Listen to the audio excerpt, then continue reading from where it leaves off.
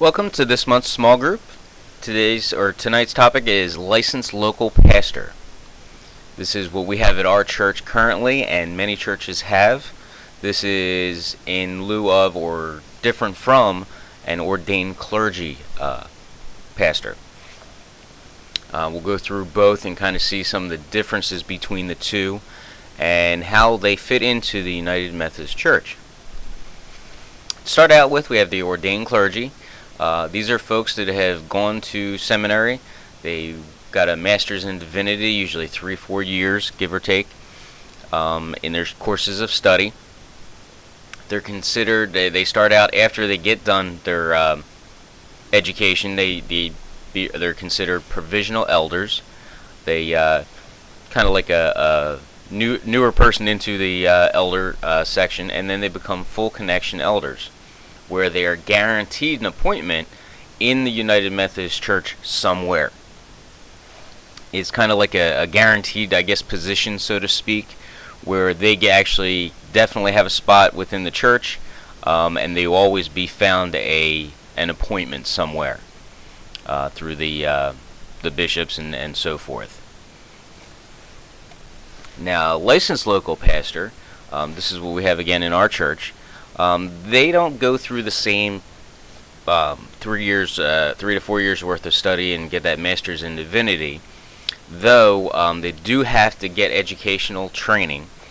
They start out with that 2-week licensing school. This goes over a bunch of different things we'll talk about a little bit later. They also go through part-time course of study, and this is kind of like a outline of certain courses that they need to take in order to keep that licensed local pastor status. Now, differing from the elder, they don't have a guaranteed appointment. They are appointed on a yearly basis, and their license actually has to be renewed each year as well. They have to get interviewed and go through a screening process to get approved to have their license renewed another year, and that's done through the conference. As they get done, like our pastor was just reappointed or relicensed again, they go through, like I said, it's like an interview process and go through what's going on in the church and so forth.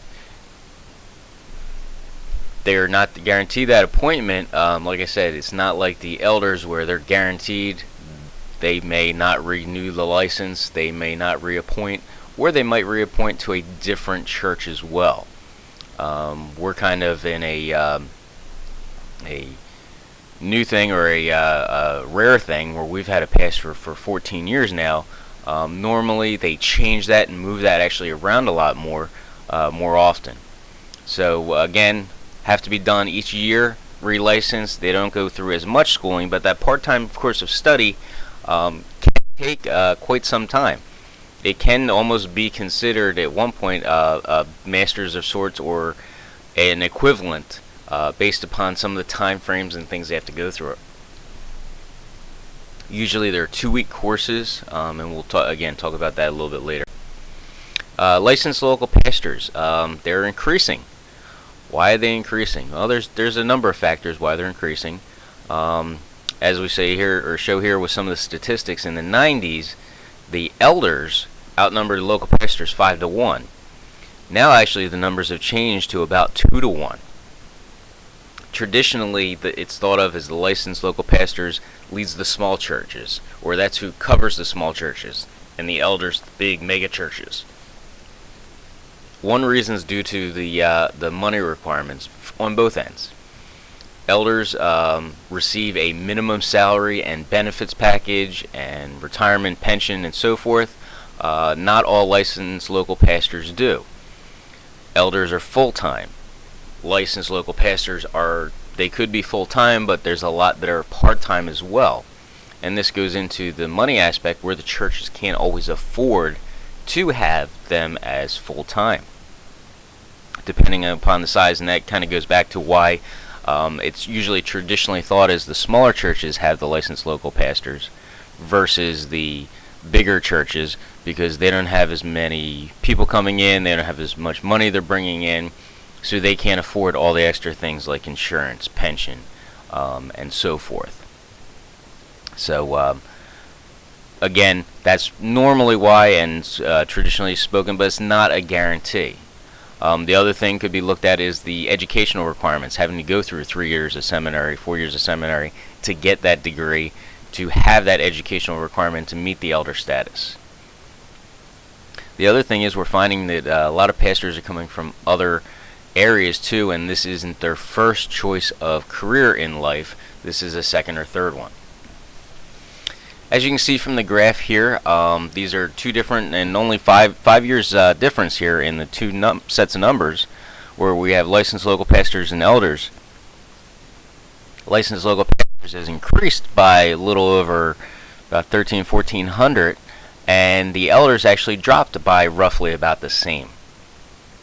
So we're starting to definitely see a difference here, or change in amounts of numbers of elders versus local pastors. Again, we discussed some of the different reasons why, but just in 5 years there's about 1,000 different on both sides.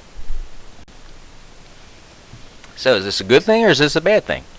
Well, many local pastors are bringing, not brining, skills from other professions to the church. So it's, again, a second or third career for them, so they're bringing a different aspect. It's not just coming from the seminary, not just coming through all these years of study for the same thing. They're bringing different skill sets, different mindsets. So it can actually be a good thing where they relate a little bit more potentially to the congregation. And again, it's hard to say that as a 100% rule, because all congregations are different, all people are different. But this kind of lets the people know that, hey, listen, this person was in my shoes, or not always going the route of being a pastor or an elder. They started out as a cop, as a lawyer, as a doctor, as a grocery store attendant, as any different occupation out there, and then they felt a calling to come to the ministry and change their life and career. So that actually brings another skill set with them, so they have other ways of thinking about things, other ways of doing things that could appeal to the congregation. So in that aspect, it could be a really good thing. However, it could also, with not as much education in theology and seminary, depending upon the person obviously, might not be as good. They might not have that background. The people might not feel as comfortable with that, not feeling that the pastor is as knowledgeable in certain things. So like anything else, there could be positives and negatives, but I think the licensed local pastor, especially if they have a background other than just coming out of high school, going right into college and seminary, and kind of focusing just on that, they kind of see other things as well and see other ways to enlighten, to reach out to the community and their congregation. So I think that can also be a huge benefit, even though they might not have that as much educational background. And as we'll see, the training they do go through can be extensive, and it also depends on the person how much they get involved. Even if they don't go through that college level stuff, they can still be well involved in stuff and still gain enough knowledge to be very effective as a pastor.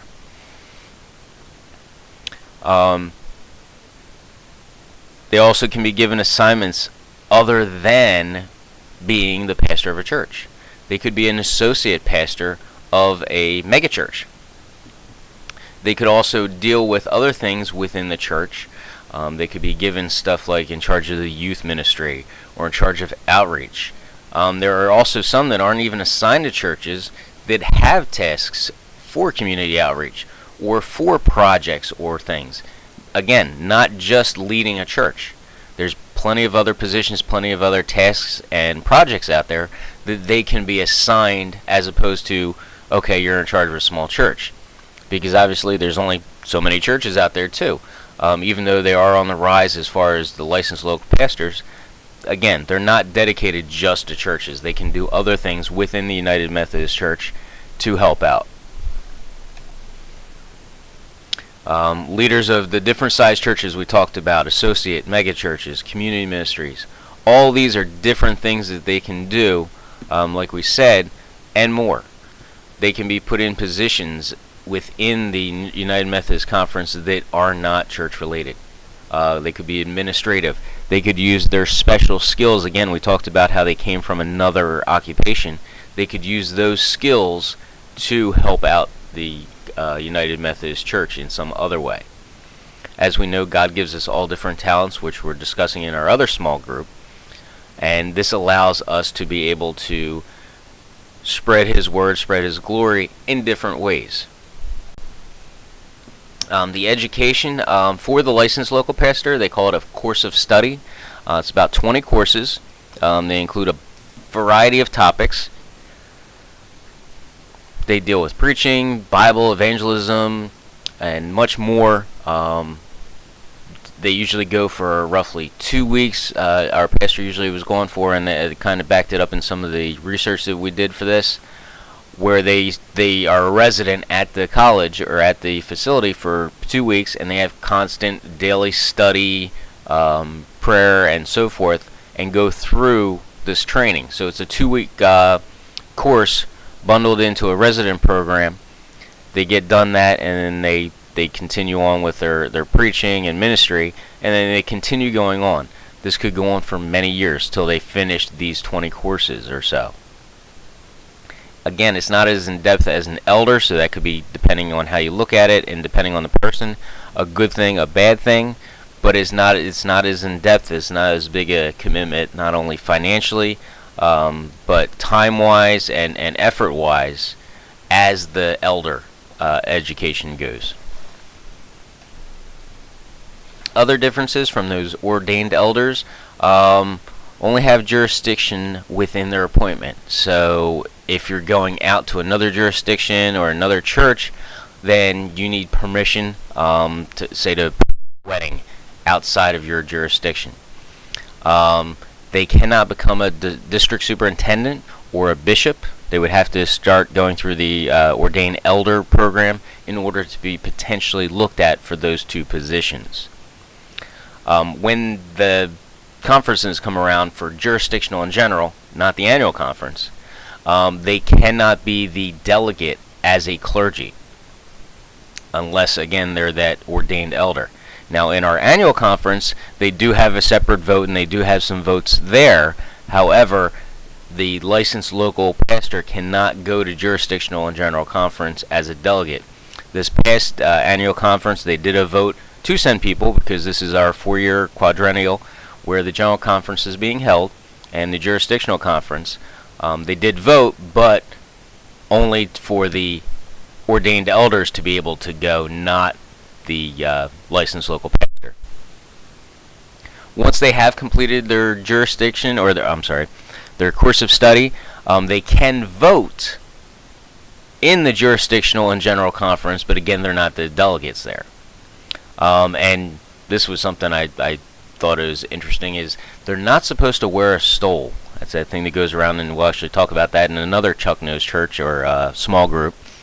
But it's, I guess, kind of like a rank thing when you wear the clothing and drapery and so forth. This is one of the things you don't wear, and this would be of rank of an ordained elder, so to speak. Kind of like in the military, police, fire, EMS, where you have certain ranks and you have collar insignias and accoutrements.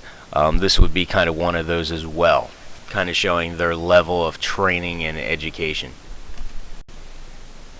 Alright, a little bit shorter one tonight, but I thought it was interesting to see some of the differences in what a licensed local pastor is and where they fall into the mix of things as far as the United Methodist Church goes.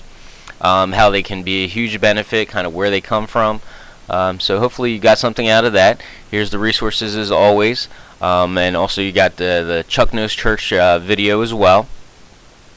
Hopefully you enjoyed that, and we'll be back next month for another small group. We'll discuss the topic tonight, so make sure if you're on Facebook you vote for that topic that you're interested in hearing. And don't forget, if you are interested, we do have a online only small group that is discussing the book of Ephesians and our spiritual gifts. Feel free to email us at TansboroTrinityChurch@live.com, and we can get you hooked up with that as well if you're interested. Alright, have a good night and enjoy.